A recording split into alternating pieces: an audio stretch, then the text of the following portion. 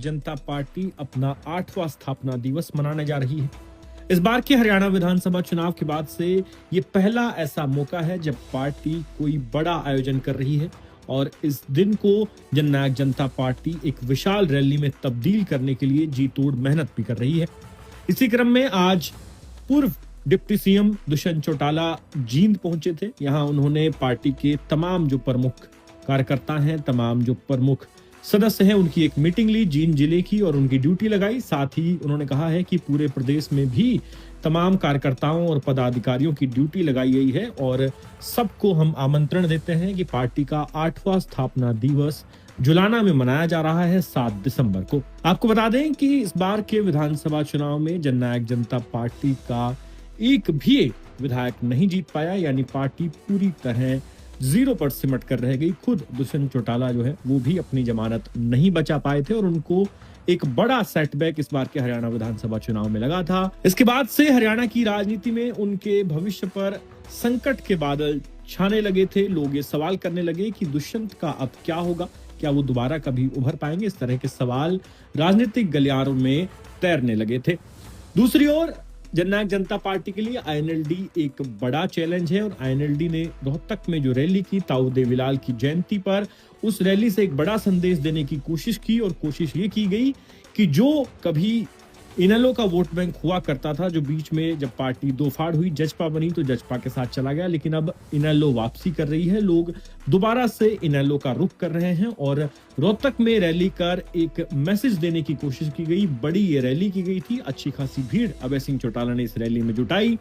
और एक चैलेंज पेश कर दिया जजपा के सामने कि अब आईएनएलडी जो है वो ट्रैक पर लौट रही है और जजपा के लिए राह आसान नहीं है। हालांकि इस बार जब जजपा का ये 8वां स्थापना दिवस होगा तो इसमें जजपा कितनी भीड़ जुटाएगी, कितने नेता वहां पर आएंगे, ये एक देखने वाली बात होगी, क्योंकि जननायक जनता पार्टी के लिए हरियाणा विधानसभा चुनाव का जो नतीजा रहा उसके बाद से ये पहला बड़ा इवेंट है। लिहाजा सबके इस पर निगाह रहेगी कि आखिर दुष्यंत दिग्विजय और उनके पिता डॉक्टर अजय सिंह चौटाला, जो कि पार्टी के राष्ट्रीय अध्यक्ष भी हैं, ये तमाम लोग मिलकर जजपा के स्थापना दिवस में कितनी भीड़ जुटा पाएंगे और मंच से जब ये लोग भाषण देंगे तो क्या कुछ इनका संदेश जो है वो प्रदेश की जनता और कार्यकर्ताओं के नाम रहेगा। हालांकि एक चर्चा ये भी है कि क्या जननायक जनता पार्टी के इस स्थापना दिवस के कार्यक्रम में कोई बड़ी ज्वाइनिंग भी होगी और इसको लेकर एक नाम जो चर्चा में चल रहा था वो रणजीत सिंह चौटाला का है।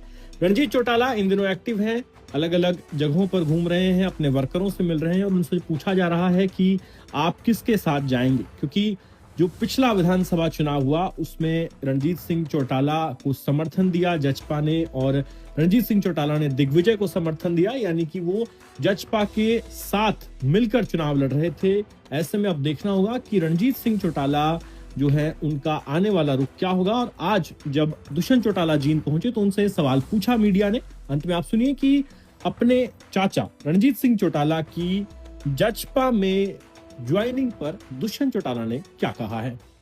आगामी 7 तारीख को जुलाना जींद में पार्टी का 8वां स्थापना दिवस सभी कार्यकर्ता मिलकर मनाएंगे। आज उसी उपलक्ष्य में जींद जिले के मुख्य पदाधिकारियों की बैठक पार्टी ने बुलाई है और पार्टी के 5 हल्कों के प्रभारियों के साथ कैसे एक एक गांव में जाकर एक एक व्यक्ति तक न्योता और एक ऐतिहासिक स्वरूप इस स्थापना दिवस को दिया जाए, जिसके अंदर जो पिछले 1 वर्ष में प्रदेश की दुर्दशा हुई है, जनता को उसके बारे में भी जागरूक किया जाए और उसके साथ साथ संगठन के विस्तार और नए साथियों के जुड़ाव के ऊपर चर्चा की जाएगी। मुझे खुशी है कि पिछले दिनों जब पार्टी की प्रदेश और राष्ट्रीय कार्यकारिणी की बैठक हुई थी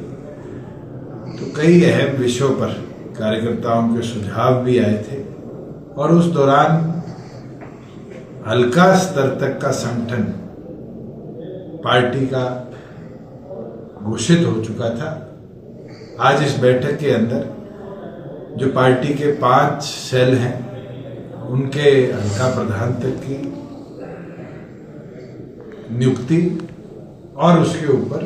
हल्का कार्यकारिणियों के ऊपर भी चर्चा कर पार्टी संगठन को आगे और कैसे लेकर चलना है उसके ऊपर कार्यकर्ताओं से चर्चा करी जाएगी।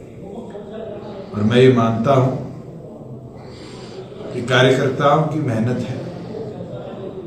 जो प्रदेश के अंदर 1700 साथियों को डॉक्टर अजय सिंह चौटाला जी ने जिम्मेवारी दी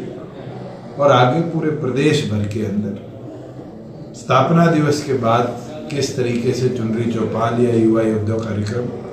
इसको लेकर जाया जाएगा, इसके ऊपर कार्रवाई चलती रहेगी। रणजीत सिंह चौटाला की भी एक खबर चल रही थी कि जेजेपी में शामिल हो सकते हैं, क्या आपकी तरफ से ऐसी कोई ना तो हमारे बीच में कभी चर्चा हुई और अगर होगी भी तो शायद भविष्य के अंदर आप लोगों को पहले बताया जाएगा, ना कि छुपाया जाएगा। 20 तारीख को सम्मेलन कर रहे हैं जींद के अंदर रणजीत चौटाला जी। अच्छी बात है और चुनाव लड़े हैं